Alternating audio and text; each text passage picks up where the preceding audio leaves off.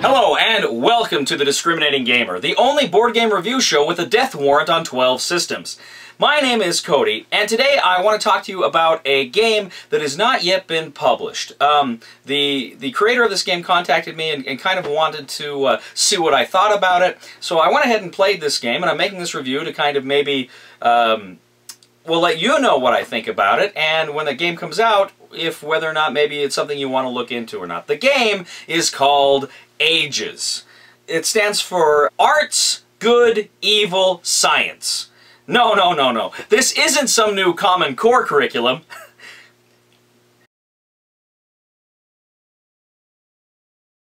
This is a game that is all about arts, good, evil, and sciences.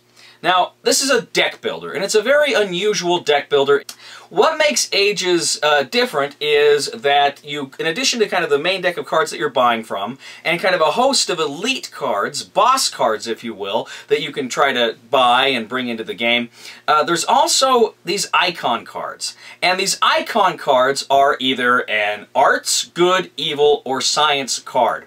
And they kind of power the rest of your cards in this game. At the beginning of your turn, you're going to grab one of these icon cards and just take it and put it off to the side in a little icon pile. Then, as the game progresses and you buy more and more of these cards, you'll notice that up in the corner are these icons on each of the cards. And that means in order to use the abilities of these cards, you have to have that number of icon cards in your icon card pile. So, for instance, if you wanted to activate a card that had good icons, you would have to have 2 good cards. It's pretty straightforward.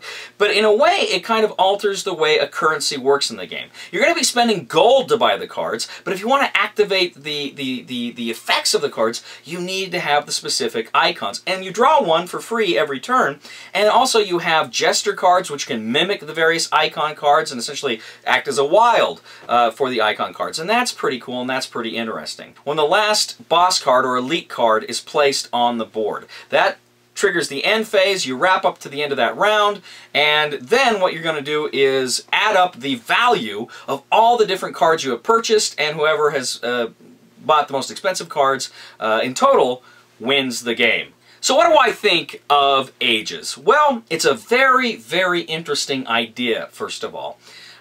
It's an interesting idea to kind of use these other mechanisms beyond the currency in order to activate cards. So you use the currency of gold to buy cards, but then you have to have something else to activate them that is gained in a completely different way. It's really interesting. It's really kind of an exciting innovation, and maybe it's something we'll see occur more and more in standard deck building games. I like generally mechanically how everything functioned. And one thing I did like about it, and this is something that can really sink or swim any deck builder for me, and that is the cards you buy, do they allow you to do fun and interesting things? Can you make fun and interesting combinations with those cards? This game does. You can do fun things with the cards you acquire and that you play. So yeah, I think hands down it succeeds on that level.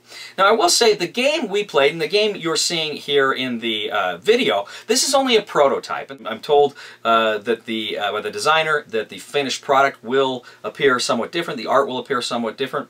I was okay with the art didn't bother me at all, but there were mechanically a few little wonky things here and there, and you can tell the game wasn't polished. I think these are things the designer is going to address, so I'm not even really going to bother with him because I think, talking with him, he's aware of these things, and I'm not too concerned with them. Frankly, it plays pretty good as is with a few minor problems, but generally you can play through it in a decent way. Now, the whole drawing the icon cards in your icon pile. Now that, I like I say, I like the idea mechanically of how you use those cards to activate the other cards, but my problem was, there's a lot of kind of space issues that brings up. You're going to have to place those cards near your other piles of cards, and it can just get all to be a bit much. And of course you have to spread those cards out in your icon pile so you can see what all you've got. And I felt I would probably like the game better if instead of taking cards, you took cubes which represented the same thing. So you take a red cube, there's your art. You know, a blue is your science, and etc., etc. And that way you can just take cubes and you can look at your cubes and see. And to me, I thought that would work a little bit better. It's a component, and I don't know if that'll work with their cost breakdown and whatnot, but I like that idea better than just cards. I don't know. Maybe one card for each that you can set the cubes on. I don't know. That was probably my biggest criticism of Ages. As a deck builder, I think this game succeeds.